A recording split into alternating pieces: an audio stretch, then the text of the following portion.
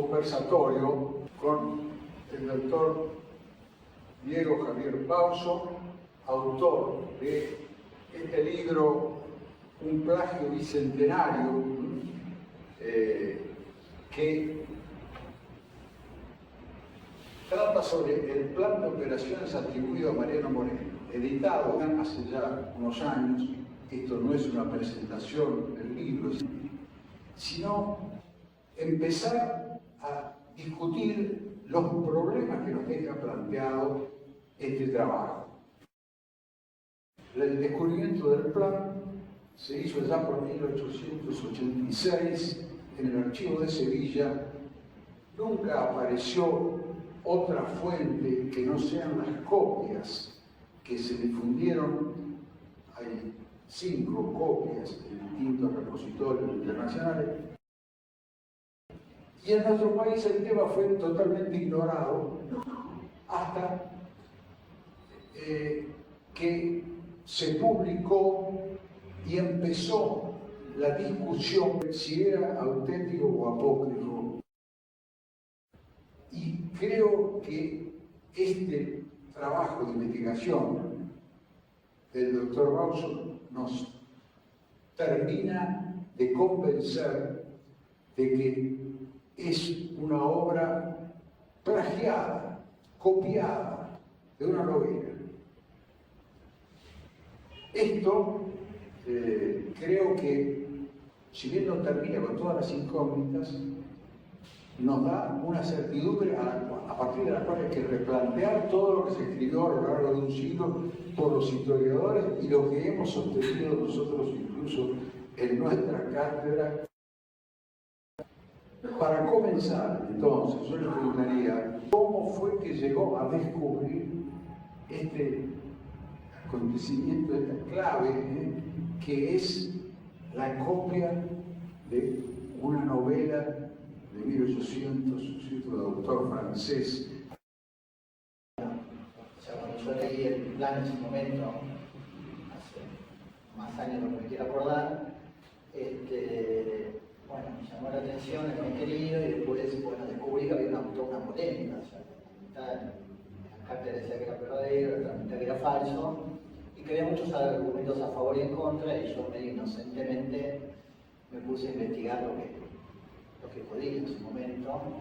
Un día buscando sobre el plan de operaciones y con algunos textos del plan de operaciones, me apareció que había un texto del plan de operaciones que existía en un diario de México de 1811. Entonces, en realidad no tuve que investigar mucho, porque al pie del artículo de ese diario de México decía que eso había sido sacado de una novela que se llamaba El cementerio de la Magdalena. Y ahí sí me tuve que poner a investigar qué era el cementerio de la Magdalena. Esa novela está hoy en internet, disponible para quien quiera consultar. Tanto, de hecho, yo la leí completa en la versión original en internet. Está la versión francesa y las traducciones españolas, que hicieron varias reediciones de la traducción española. La primera en 1810, la segunda ya en 1811, y después se hicieron varias más a lo largo del año. Después, en España presentó mucho éxito y se siguió editando en España con incluso distintos títulos durante todo el siglo XIX. Y bueno, ahí me puse a investigar qué había dentro de esa novela, si ese párrafo que yo había encontrado era el único párrafo que existía del plan. Bueno, ahora, ya te digo, con el buscador de internet y las cosas digitales es mucho más fácil, ¿no? Y bueno, puede encontrar que larguísimos párrafos estaban, o sea, agarrados en un copy-paste, como uno dice en copy-paste, sacados y pegados, sacados y pegados. A veces en forma bastante laboriosa, sacando una oración de un tomo, después otra oración de otro y armando un párrafo, y a veces no, simplemente tomando toda una página entera y pegándola. Lo curioso también es que no solo está pasado de una novela, el texto de la novela, sino está pasado también el prólogo de Salvat. O sea, en realidad en el plan hay palabras que son de Salvat, del editor español, y parte del autor español a través de los autores españoles. Toda esa parte discursiva inicial, que es como un proemio largo que habla sobre las teorías de las revoluciones, etc. Justamente toda esa parte que es más discursiva es la parte que más está cortada y pegada del libro. Probablemente la novelita se hubiera leído en la primera mitad o durante el siglo XIX, antes que se conoció el plan. La mayoría de los historiadores del siglo XIX, cuando apareció el plan, Mitre principalmente, la escuela de Mitre, sus amigos, no estaban muy contentos porque, bueno, pintaba una revolución que era un poco distinta de la que ellos habían pintado o él había pintado en sus libros, entonces muchos creo que no tenían idea de ganas de difundirlo. De hecho, Mitre lo tuvo el documento durante un tiempo y nunca lo publicó. Claro, lo más chocante del plan de operaciones que se publica, que se descubre en los últimos documentos, es el contenido del terrorismo y expresiones maquiavélicas planteadas como consejos entonces para organizar la lucha revolucionaria de manera muy cruel y despiadada. Es algo que por otro lado pasa en todas las revoluciones, o sea, nadie se puede llamar la atención que están robando, matando o confiscando bienes, digamos. Lo que llama la atención es que alguien lo ponga crudamente, porque si uno lee cartas de Moreno o de Belgrano de la época, etc., bueno, Moreno manda a fusilar y Belgrano confiscar y también fusilar, etc. O sea, no es algo que, por lo menos a mí no me llama la atención, que no debería llamar la atención. Yo creo que la forma en que está relatado en el plan, la forma en que está puesto descarnadamente, y una continuación de otro, como un listado de cosas para hacer daño, buscando un fin político en este caso, pero no tiene mucho sentido real.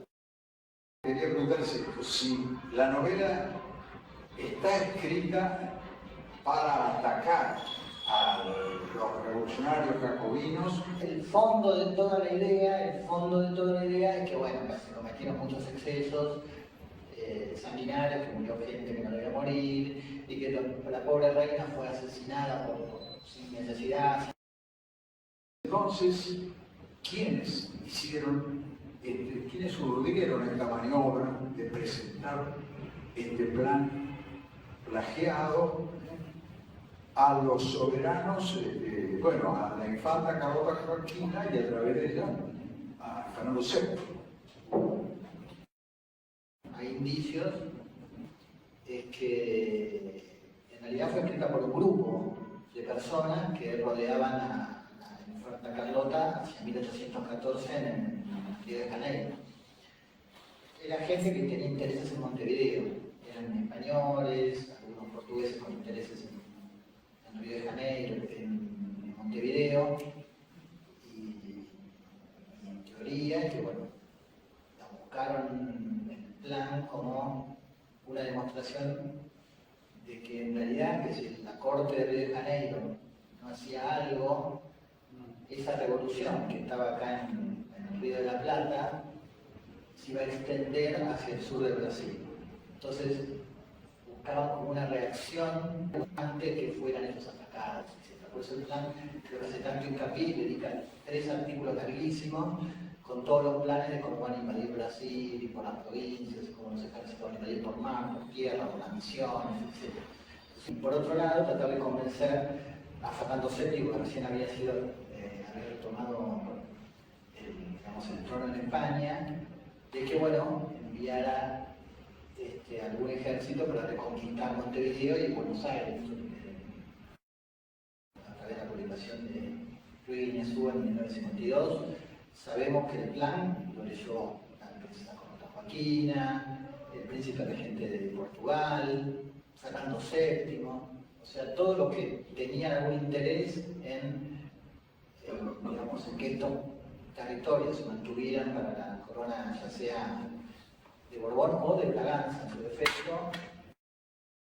Una de las cosas más fantasiosas, digamos, o ambiciosas, desmesuradas, es ocupar nada menos que todo el Brasil, ¿no? y asociarse con Inglaterra para repartirse el país, ¿no? Sí, aparte si uno piensa la fuerza militar que tenía en ese momento, pensemos en 1810, donde supuestamente fue escrito el plan. La poderío militar de las provincias que estaban en ese momento emergiendo era muy discreto, muy discreto.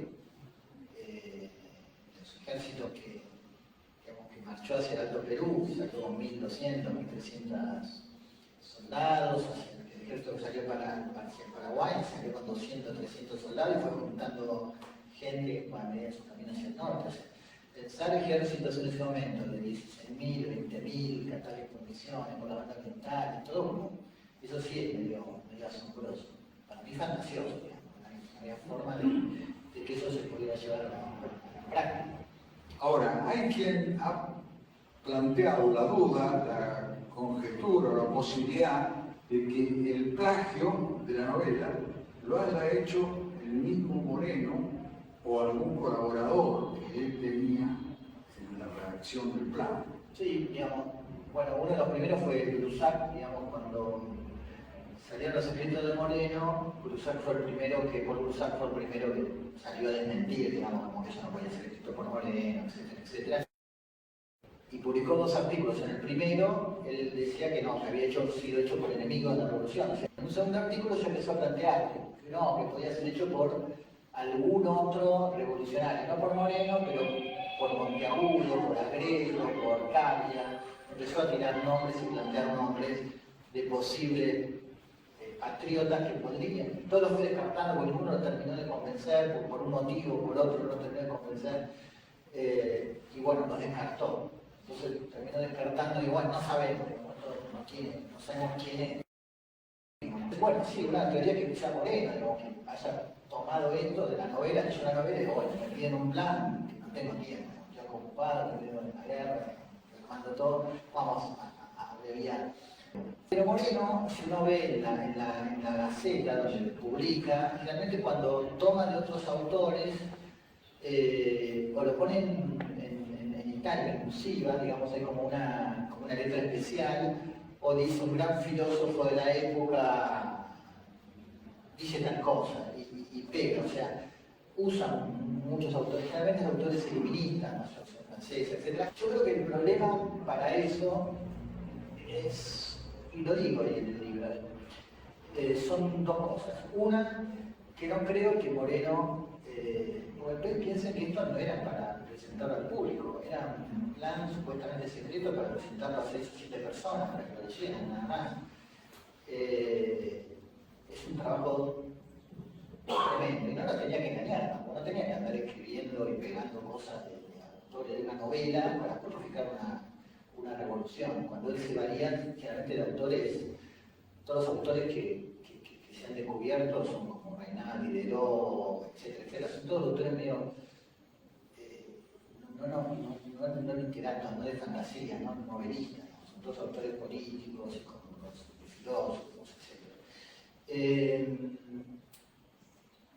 Y por otro lado, yo creo que más allá de esta cuestión, si se quiere, teórica y de la inclinación intelectual de una persona, que creo que no da con el perfil de alguien que tomaría una novela francesa o unas palabras de Salvat para pegarla como si fueran de él. Creo que hay una cuestión formal de tiempo físico que creo que no da tiempo para que él haya podido leer la novela y haya podido plasmarla en un plan. Principalmente porque la novela se editó en 1810, tendría que haber editado en los primeros 2 o 3 meses de 1810 para que 2 o 3 meses después llegara al Río de la Plata y él tuviera tiempo de leerla durante semanas, digamos, para terminar de leer eso y después armar.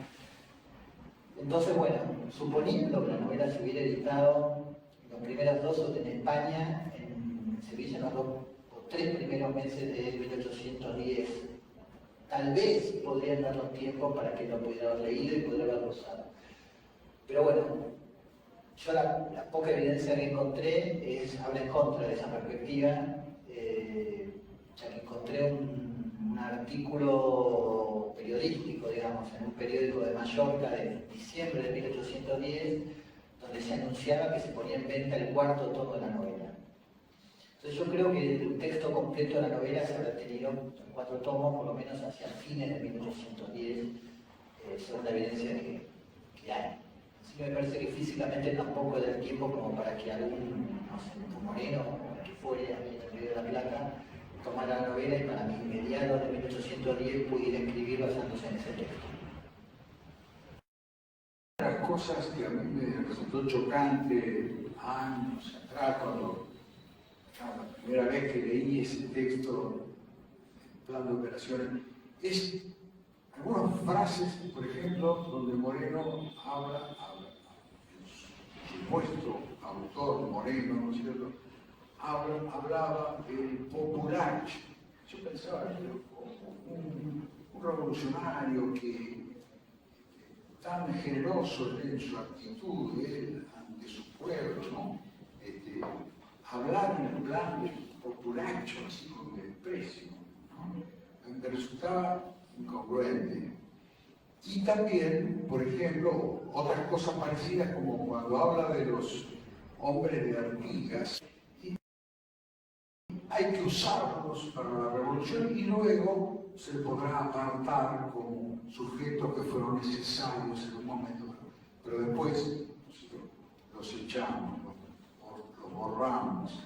Este maquiavelismo también me resultaba demasiado cruel, ¿no?, para que Moreno lo pensara y además lo escribiera como recomendando ese tipo de procedimiento a los demás miembros de la Junta. Sí, habla un poco despectivamente de eso, dice de estas personas que son conocidas por sus vicios y tenemos que aprovechar, etc. Que eso también está tomado de unos parrafitos de la novela, que habla del bueno del vulgo, que solo ve y escucha lo que le dicen, o sea, habla del vulgo también en forma un poco despectiva. Hay otras partes del plan, del documento, que no están copiadas, No. que no se ven. Hay muchas partes que no están copiadas, digamos. O por lo menos no se conoce de dónde las sacaron. Pero estos son justamente los puntos más interesantes de las medidas revolucionarias. La mayoría de las medidas no están copiadas, están pergeñadas por el que lo escribió o los que lo escribieron. Perdón. ¿Y cómo es que todos los grandes historiadores argentinos han creído esto? Realmente Moreno ha sido el autor del plan de operación. Bueno, ahí en realidad grandes historiadores creen que Moreno fue el que escribió el plan, lo han creído a lo largo de los años, y grandes historiadores han creído que Moreno no escribió el plan. O sea, hay como dos bandos en la disputa. Hay dos bandos historiográficos muy marcados, y de hecho ha habido disputas tremendas dentro de la misma academia de la historia. Levene, que fue el presidente durante muchísimos años, él era un morenista muy consumado. Bueno, él creía que el plan no era escrito por Moreno, y él había descubierto que uno de los amanuenses era un señor que se llamaba Álvarez de Toledo. Levene hizo hacer una pericia caligráfica. Sí, hizo una pericia caligráfica, y bueno, ese siguiente lo escribió, entonces él dedujo que lo había escrito Álvarez de Toledo, pero bueno, un copista no es un autor, es un copista simplemente, digamos, ¿no? O sea, hay que demostrar que el copista es el autor. Él descubrió que por lo menos había pasado por las manos de esa persona. Y él, con Enrique de Gandía, que también era otro académico, que tenía la posición completamente opuesta a la de Levene. De hecho, tuvieron una disputa durante muchos años dentro de la misma academia de historia, porque uno creía una cosa y el otro creía otra. En el siglo XXI, ya, yo creo que para fines del siglo XX, principios del siglo XXI, fue ganando la causa, los que decían que era verídico el plan. Entonces se tomó como verídico ya sin discutirlo demasiado, ya como una verdad. Yo no quiero dar por terminado ninguna polémica, ni mucho menos. Me encanta que vengamos todos acá y hablar y discutir, cada uno pone sus razones y nada. Simplemente yo doy un elemento más para que otros sigan investigando y no sigan dando por sentado algo como que esto es así. Porque parece que eso no es así. Es para pensar un poquito más, dar una duda. Recuerdo que era muy convincente la argumentación de Puigros cuando trata sobre el plan de operaciones, y entonces analiza que aquello que está en el plan escrito coincide perfectamente con lo que se hizo, con lo que Moreno impulsó como medidas revolucionarias de la Junta. Pero este razonamiento también se puede invertir. Justamente es una obra de los plagiarios que tuvieron en cuenta lo que había hecho efectivamente la Junta y lo escribieron como un plan. No sé si me explico, ¿no? Bueno, o sea que la argumentación que no esté basada realmente en certezas, en hallazgos documentales, ¿cierto? En fechas y datos ciertos, tenemos que ponerla en suspenso. Y como dice, ¿cierto?, Diego Mauso, no está cerrado todo. Es importante, ya tomando todo esto que estamos hablando, que no haya habido otros protagonistas, ¿no?, por más que haya sido un plan secreto, que mencionasen ese plan, ¿no?, o esa idea, o como dijo Moreno, como dice Moreno alguna vez en su plan, no sé, un Belgrano, alguien de la Junta, alguien que lo atacase, eso no está. Eso me parece que es contundente. Lo que habría que tener en cuenta, más allá de la originalidad o no del plan, es ver si otros revolucionarios de la época pensaban lo mismo que lo que está plasmado en el plan. Por ejemplo, sé que Belgrano, en una de sus famosas informes al consulado, ya empieza a plantear varias de las medidas que están en el plan. Por ejemplo, cierto proteccionismo, cierto estatismo y demás. Incluso hay declaraciones de Belgrano firmadas por él, en el telégrafo de 1801, donde dice, entre otras cosas, no es textual lo que estoy diciendo, pero el sentido es ese, no hay que exportar cuero, hay que exportar zapatos, y yo en otro término. Cosa que también está plasmado en el plan de operaciones. Yo no sé si Monteagudo, Castelli o algún otro también propuso medidas de este tipo en sus escritos y demás, que de una u otra manera están plasmados en el plan. Querría preguntar a Diego Mauso, ¿cómo piensa él que era la real intención de Moreno en su papel de revolucionario? Desde 1805-1806, que él volvió del Alto Perú de estudiar, se hizo un nombre como abogado y se hizo un nombre respetable como abogado. Se enfrentó al obispo, enfrentó corporaciones, trabajaba para el cabildo, trabajaba para la audiencia. O sea, él estaba en contacto con todos los mecanismos de poder dentro del virreinato. Se dice que era asesor del virrey, etc. O sea, él es sumamente importante. Una vez que tomó el camino de la revolución, yo creo que se entregó plenamente a eso. Yo creo que él tenía, y esto es debatible por supuesto, sí, la idea rupturista con España, que entraba a una revolución donde sabía que se estaba jugando la vida, pues ya lo había pasado con los revolucionarios del Alto Perú, que un año antes habían sido decapitados, se habían desmembrados, etc. Como que si caían en manos de los españoles probablemente nos mataran. O sea, se estaban jugando no solo una revolución política, sino que estaban jugando la vida de ellos mismos. Y Moreno creo que entró con esa decisión a la revolución, por eso quería acabar con los cabecillas de la contrarrevolución y tomar medidas más drásticas que no todos estaban de acuerdo. Pero yo creo que Moreno entró con esa idea rupturista con España. De hecho, lo escribe en la Gaceta. Son muy interesantes los escritos de Moreno en la Gaceta, muy interesantes. Así que yo les invito más a leer los escritos de Moreno en la Gaceta que los del plan, por eso sabemos que eso, pero que Moreno quería que el público, el pueblo ilustrado por lo menos, conociera de sus ideas y de las ideas donde él quería que la gente hacia donde fuera, ¿no? Y él escribía en su momento, que bueno, en el momento de las naciones, del nacimiento de las naciones, etcétera, él daba como unas pistas de que era algo más, como que una simple libertad de poder expresarse, de poder tener cierta libertad política para elegir cargos, etc. Yo creo que él tenía una idea, junto con otros, no sé si con todos, de que perseguían un fin independentistas, como ya había pasado con las colonias de Norteamérica, etcétera, etcétera.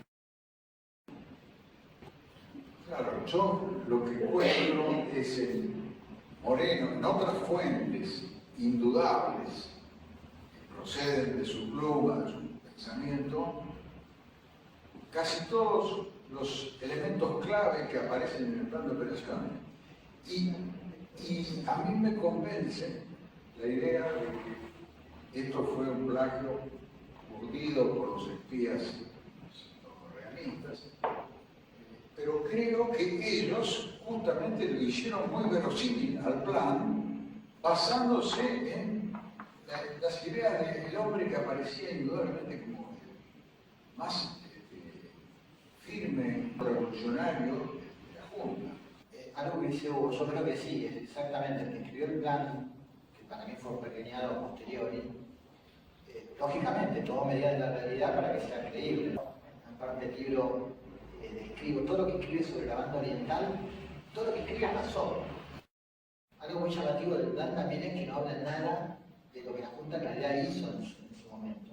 O sea, no habla nada de la expedición al interior. La expedición militar más importante de la Junta fue hacia el norte. De eso como si no existiera. La otra expedición fue al Paraguay, tampoco nombra el Paraguay. O sea, lo que a la Junta realmente le interesaba en 1810, Córdoba, el Alto Perú, el Paraguay, más allá de Montevideo, que por supuesto les interesaba, el Alto Perú, Paraguay, donde mandó expediciones militares, no existen. Es como que el plan está orientado solamente hacia un lado político-militar. La banda oriental de Brasil. Además que Moreno estuvo muy interesado en la expedición al norte, que comandó finalmente Castelli, ¿no es cierto?, después de que cambian la jefatura, y Castelli llega incluso hasta el Alto Perú, llega hasta La Paz, y Moreno le escribe y le insta incluso a tomar medidas a favor de los indios y a proceder contra los realistas. Bueno, él estaba muy interesado en el tema. Qué raro que en el plan de operaciones, ¿no es cierto?, no pusiera nada sobre el Alto Perú. En el plan de operaciones se habla de la revolución a escala de Sudamérica, ¿no?, el nuevo estado de Sudamérica. Pero en concreto, después lo único que habla es de la banda oriental y de Brasil, que son los temas que interesaban en Río de Janeiro y que le conmovían a la infanta Carlota y al grupo ese, ¿no es cierto?, en 1814, que es cuando recién aparece, ¿no es cierto?, la copia de la copia.